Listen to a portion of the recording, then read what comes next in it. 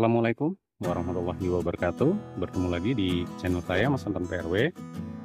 Baik, sahabat tani. Kali ini saya akan mereview tentang pemupukan di bulan Juni ya teman-teman ya. Apa saja persiapan dan jenis pupuknya ya teman-teman ya.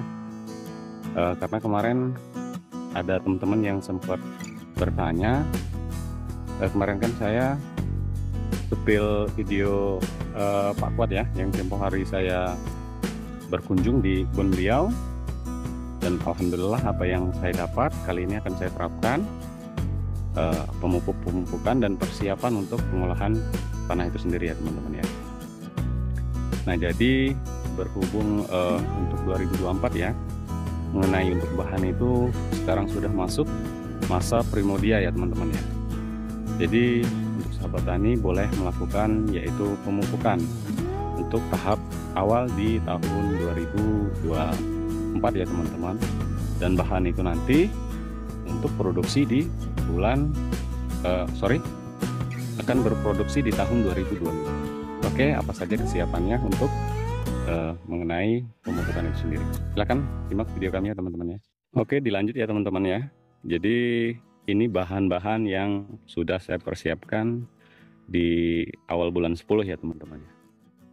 Jadi untuk sahabat tani sekalian, bahan ini ciri-ciri bahan yang perlu pemupukan ya teman-teman, supaya daripada calon-calon bunga yang seperti ini akan tumbuh sempurna ya teman-teman ya. Jadi untuk sahabat tani bisa melakukan pemupukan. Ciri-cirinya ya seperti ini ya. Ini sudah masuk primordia ya, sudah hampir pecah malah ini ya.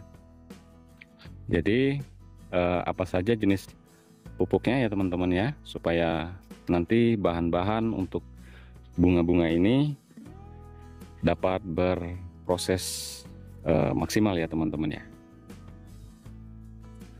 Oke sahabat tani, saya akan membahas apa saja persiapan untuk kita melakukan penaburan ya teman-teman, karena saya masih memakai pola tabur ya teman-teman. Jadi perlunya kita melakukan yaitu persiapan ya teman-teman ya, persiapan lahan kalau yang maksimal yang seperti saya lakukan ini ya teman-teman ya. Boleh teman-teman lihat untuk kondisi bawah pohon ya teman-teman, harus steril seperti ini ya teman-teman ya.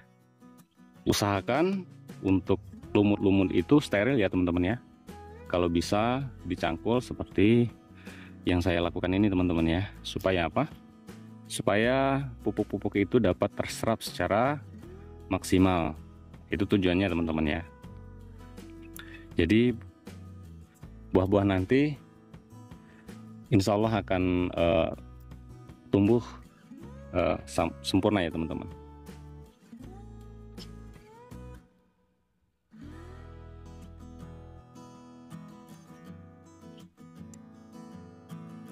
Seperti ini ya teman-teman ya. Untuk kondisi bawah, usahakan buat sahabat tani sekalian, yang bawah memang harus steril ya teman-teman, supaya pupuknya dapat terserap oleh pohon kopi ini ya teman-teman ya. Biasanya di bawah pohon ini banyak sekali pengendapan daun-daun ya teman-teman. Jadi direkomendasikan untuk teman-teman itu dibuang ya teman-teman ya. Seperti yang saya lakukan ini. Dilakukan pencangkulan terlebih dahulu untuk mensterilkan lumut-lumut yang seperti ini ya teman-teman ya. Kalau kita tidak melakukan pencangkulan terlebih dahulu, biasanya untuk kondisi tanah itu terkadang masih ada lumut-lumut seperti ini. Dan bila teman-teman untuk lahan yang memang sudah steril, silahkan dilakukan penaburan dengan catatan kondisi tanah itu memang harus masih basah ya teman-teman ya.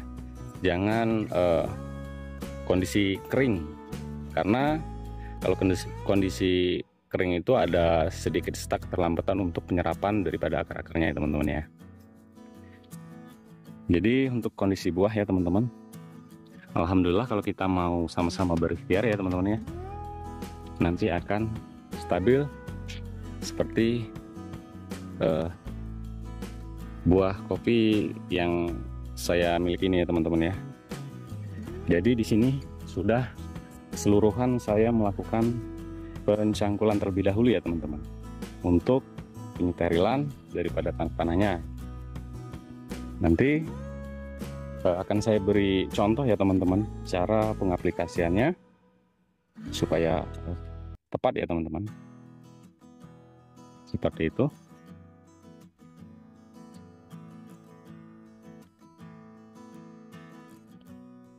Ini kondisi buahnya teman-teman. Ini pernah saya spill kemarin, dan alhamdulillah buah-buahnya juga kemarin masih bagus ya teman-teman ya. Ini tinggal nunggu proses pematangan ya teman-teman. Nah, seperti itu penampakannya.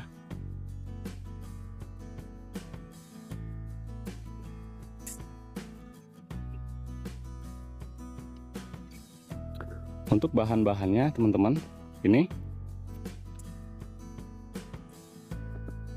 sudah masuk Primodia ya teman-teman ya, sudah hampir pecah ini. Nah, disinilah kita pentingnya melakukan pemupukan ya teman-teman. Kalau bisa diusahakan jangan sampai bunga tumbuh sempurna seperti ini ya teman-teman. Harus masih masa-masa Primodia seperti ini ya teman-teman.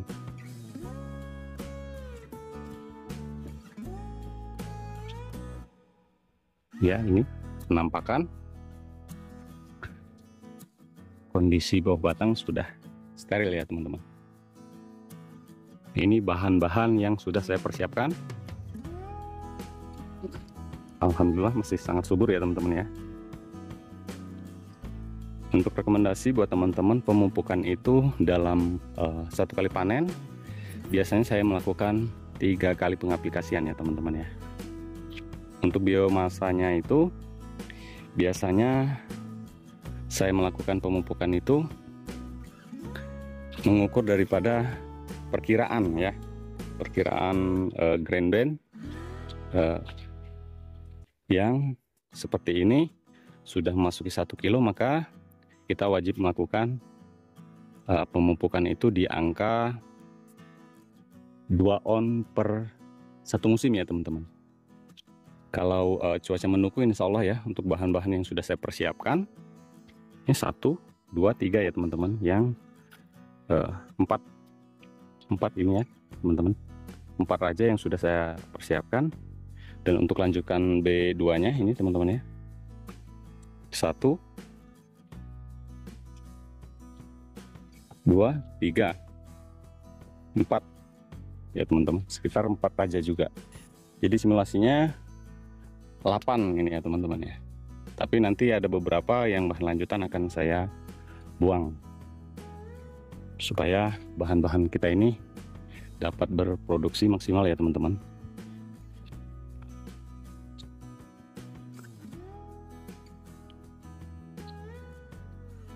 Ini untuk jenis lancur ya teman-teman ya. Mantap, buahnya sangat segar ya teman-teman.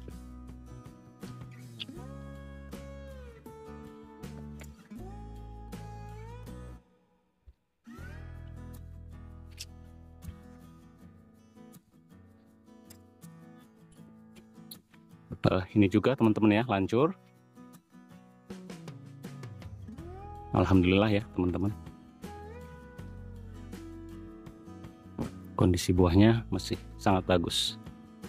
Tinggal menunggu pemasakan ya teman-teman.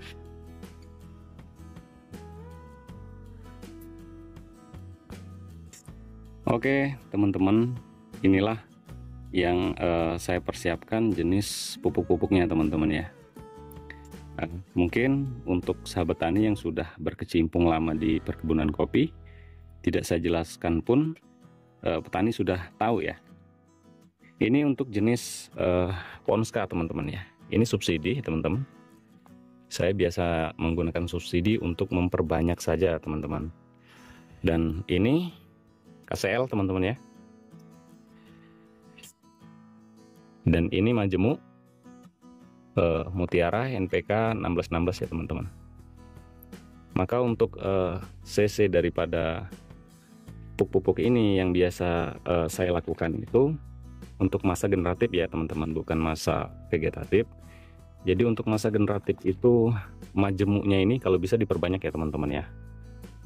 Kalau kita pakai ukuran satu sak, ininya 2 sak ya, yang NPK mutiaranya ini memakai 1 sak dan KCL 1 sak. Dan ini mungkin teman tahu ya, ini puradan ya teman-teman. Ini untuk dokternya gitu ya teman-teman. Untuk hama penyakit bisa kita taburkan berbarengan seperti ini ya teman-teman.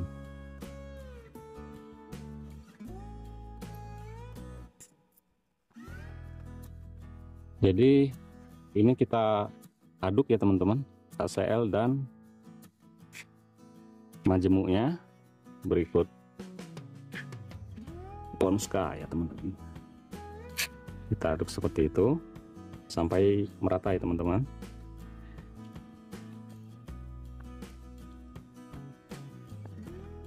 Dan ini puradan.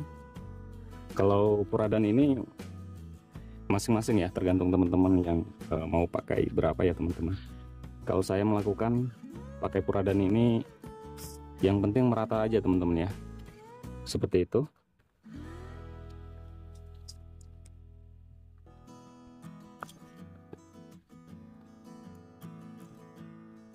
Ya seperti itu ya teman-teman. Kita aduk lagi supaya tercampur merata.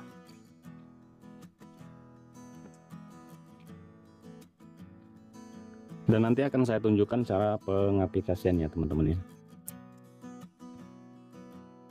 Oke, jadi teman-teman, ini pupuk yang sudah kita aduk tadi ya teman-teman ya.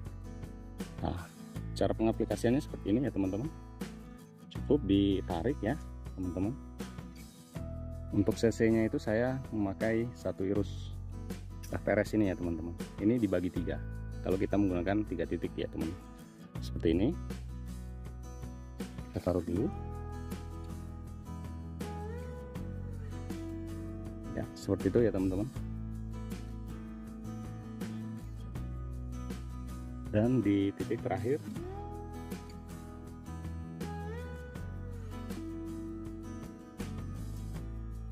ya, seperti itu. Ini untuk pola yang timbun ya teman-teman. Saya biasanya melakukan pemupukan itu selesai ini saya timbun seperti itu teman-teman. Karena saya melakukan pemupukan ini kondisi cuaca tidak hujan ya teman-teman. Tapi kalau wilayah teman hujan, boleh dilakukan ditabur ya teman-teman seperti ini. Oke, kita cari tempatnya. Agak susahnya nih kontennya ya. Tangan satu teman-teman. Kita melakukannya seperti ini teman-teman, ditabur. Kalau kondisi hujan cukup seperti ini sudah sangat efektif teman-teman ya, karena kondisi tanah masih basah. Oke teman-teman, semoga bermanfaat. Jangan lupa selalu dukung channel kami. Silahkan share ke teman-teman supaya video-video kami bermanfaat. Assalamualaikum warahmatullahi wabarakatuh.